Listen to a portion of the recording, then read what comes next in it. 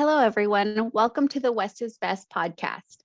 We are going to go through a quick introduction of your hosts. My name is Marcella from New Mexico State University.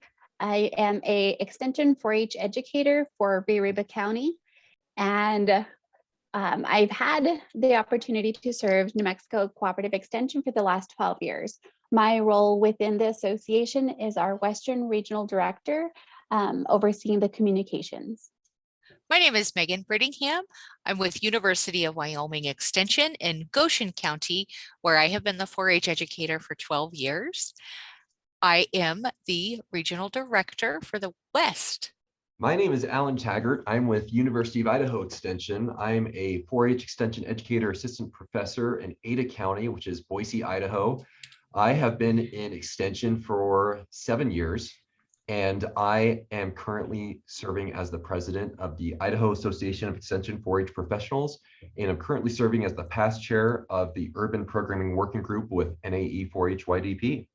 And our podcast, for those who have been around for a hot minute, Alan and I had the pleasure of working together for the Idaho Awards Conference that was going to be in person, but then went virtual in 2020.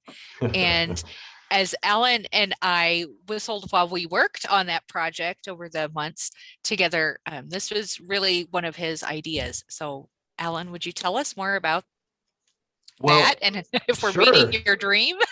Yeah, I've always wanted to do a podcast. I love listening to podcasts. I think it's really valuable to do work development through a medium that will be able to, we've talked about it here as a group, where it can just be something that can be listened to whenever you're driving, in Extension. Sometimes we are going for long drives in different areas, but just having a place where we can continue to expand our professional development, or just provide a space where we can talk about things as 4-H professionals of just different topics that we wonder about, and just to know that you're not alone, that you're not the only one thinking or dealing with a problem or trying to mull over certain situations. And so, like Megan was just saying, this is something that I started talking with her about, and she took it and ran with it, and it was a really good conversation. And we figured that since we are here in the Western region, we could start here and start highlighting some of the things and some of the amazing stories that are happening, because we're not the only ones that have started a 4-H podcast in the past, but we wanted to do something to highlight the West. Absolutely. And I like what you talk about with I wrote down portable professional development. And I thought that was, I don't know if you said that or if I did, but I thought it was a great idea. And Marcella, as our incoming regional director, starting now, she's official. And how excited for me that my new partner in the West was willing to jump on board with this as well. I think it's a great idea. I am an avid podcast listener myself, so this is a concept definitely that provides a lot of depth, also some hopefully chuckles along the way. We are going to expand a whole bunch of different topics, hopefully that are relevant to what we do.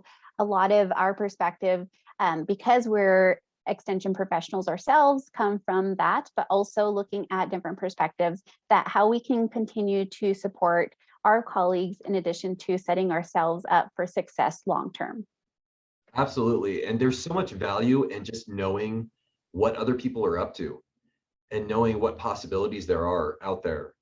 I think if you as our listener have stories and of things that you want told or questions, we want to hear from you. So please reach out to us and let us know. We want to know what people need to hear more about, or what they need inspiration on or support on, because that's what we really want to do. We want to try to really reach out and be a help to as many 4-H professionals as possible. Absolutely, and keep you company as you're traveling the many, many miles around the Western states, for sure.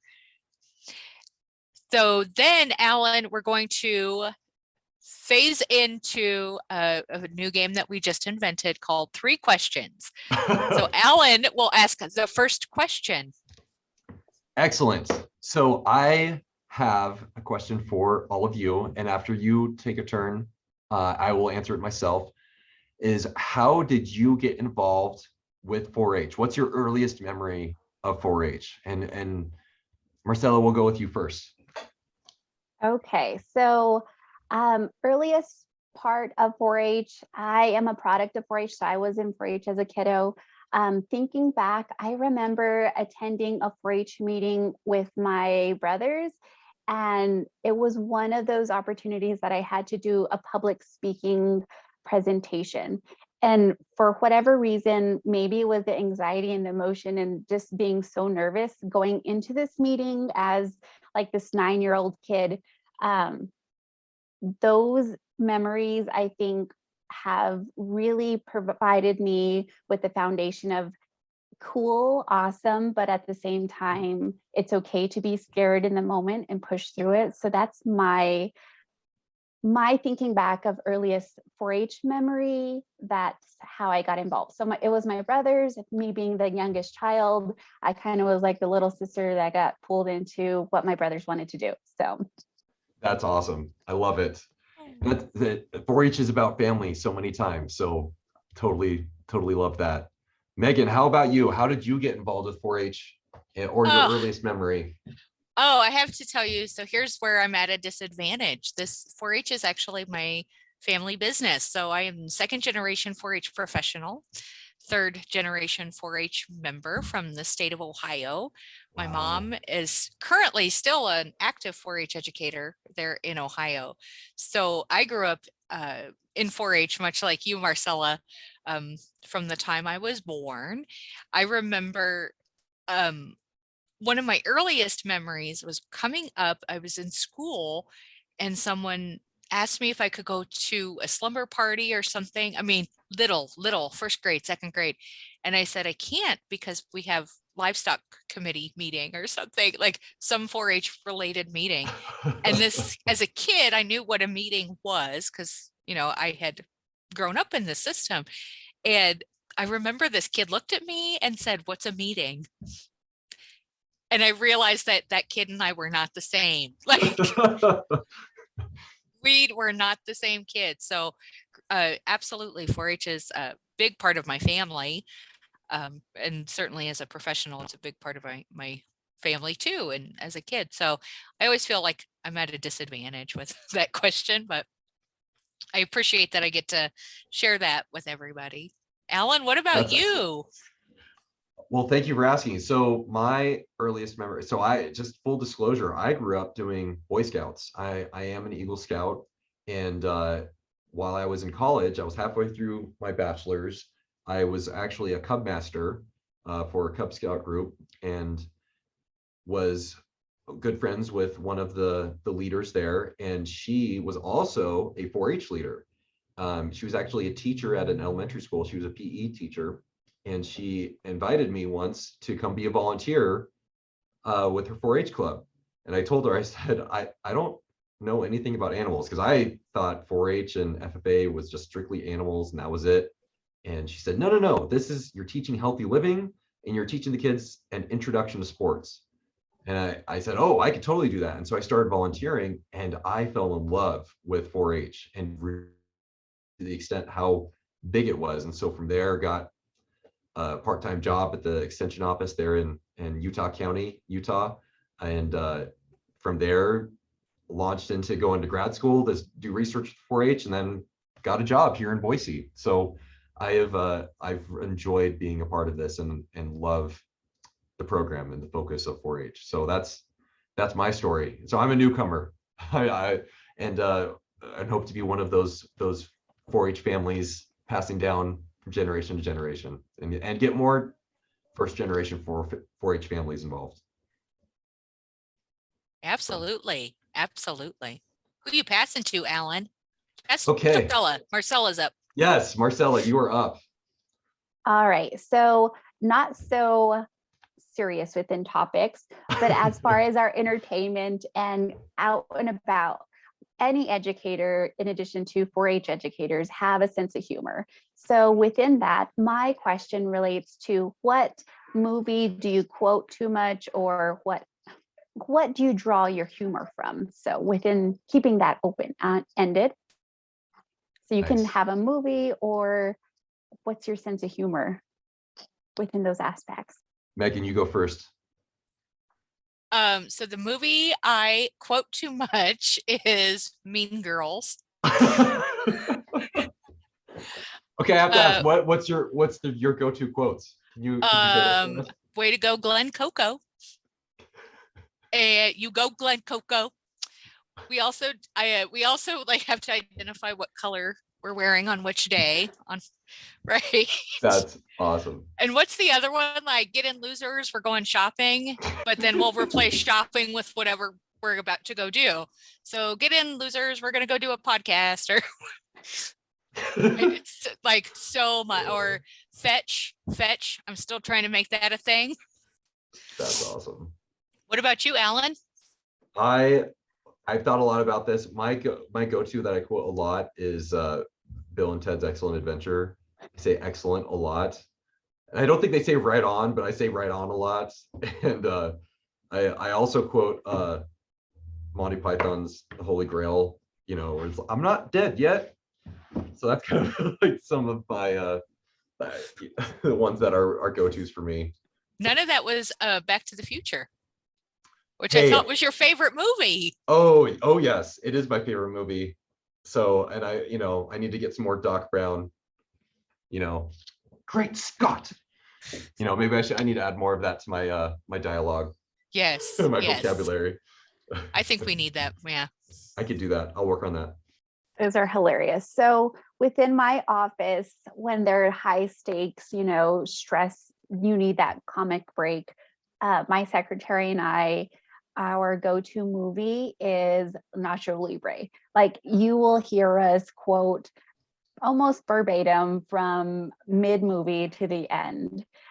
Sometimes actions, actual hand movements, body movements, whatever the actual appropriate aspect is. But that is our comic relief of, okay, we need this break mentally, physically, emotionally, because that's where we're at. Okay, but you have to, what are some of your, like, these are my recreation pants? Or yes. Like recreation pants, everything from loan me some sweats to it just continues on as far as this is good toast. So it just kind of goes through whatever we have. Oh my gosh. It's hilarious, but at the same time, is that okay, check out, let's regroup. Yeah. Well, you can't go wrong with Jack Black, and adding some levity. Yeah. Definitely. It's good. Or those eagle eggs were alive, Stephen. It all works. It really does. It does. Yes. Oh, what man. I like about that question too is, Alan, you talk about if you're not having fun, you're not doing it right or something. Yeah, absolutely. And I think what is great is that sometimes we all need just moments of just silliness and to have fun, and a good laugh sometimes is the best cure. Yes. Well, so yep.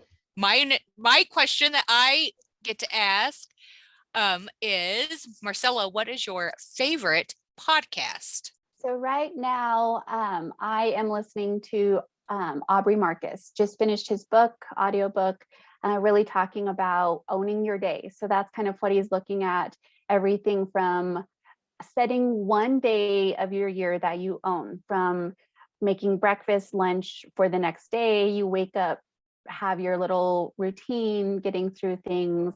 You may not be able to predict the day, but at the same time, you get to have control over how you're going to react or have those intuitions to keep things positive. So that's where I'm at right now. I love that. I need to check that out. I have not heard of that. Yeah, what's it called? Aubrey Marcus. So there's several aspects of what he does.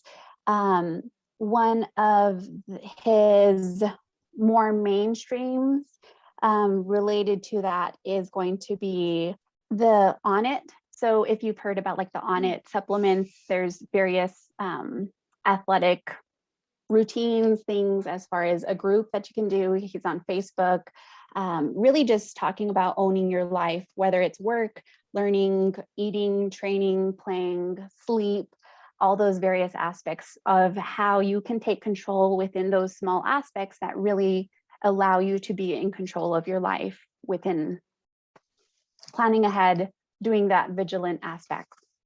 I love that holistic approach especially when you said play, because I feel like an advantage of being a 4-H professional is that you get to incorporate that in a career that not a lot of other careers get to do. And so that flexibility is really, really nice. I think that's awesome. Yeah. Alan, what's your favorite podcast? My favorite podcast is that I will listen to every week is Wait, Don't Tell Me. And it's not necessarily podcasts, but they do have it on podcasts. It's an NPR game show about current events, and they have some excellent guests and humor. It makes me laugh every time I listen to it. And I always need comic relief in the form of some way or another. So every week. So that's my go-to. But I feel like I have not explored the world of other cool podcasts like the one Marcella said. So I'm gonna add that to my list. I know. I just did that this morning. I'm also an avid wait, don't tell me listener. And I was just this morning kind of rifling through my phone, trying to get a new podcast, trying to find something new to listen to, because I'm I have it and I know it, but I'm learning, and I'm shocked at the vast variety and amount of topics and things. I thought it was all about true crime, so I wasn't sure that it was up my alley all the time, but yeah. So many more things out there in the world than just that. And I like Wait, Don't Tell Me, because it's all current events and it makes sure that I'm paying attention to the news. Right. That's me too. Yeah. Sometimes I miss it. My favorite podcast that I'm all about right now, it's from Turner Classic Movies, and it's like an in-depth study of Lucille Ball. And it's I can't even tell you what it's called at the moment. I'm sorry, I don't have my phone. But yeah, it's kind of her career and the legend that is Lucy. Isn't there also a movie or a TV show that's being produced about her? It's called Being Ricardo's, and it's Javier Bardem and Nicole Kidman. Wow. Yeah. So good timing on the movies part, but right. Podcasts are new and exciting things. I'm not I feel like a novice when it comes to them. So being on the tech end of this I've learned a lot all by myself too. Yeah. See, well, we're diving in together.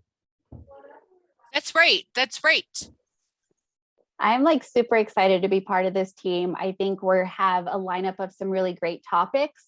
As we go through the various podcasts, the listeners, please do send us feedback. We are always looking for ways that we can continue to meet your needs, in addition to exploring other resources. Great way to share resources. So if you have something to add to it, please do give us more feedback. And thank you for joining us. We do have some really amazing podcasts right now available. Check them out, and we will be releasing some every few weeks. So as we go through, thank you so much. Thank you. How we're proving how the West is the best. West is the best. Boop, boop. That was good. That was good.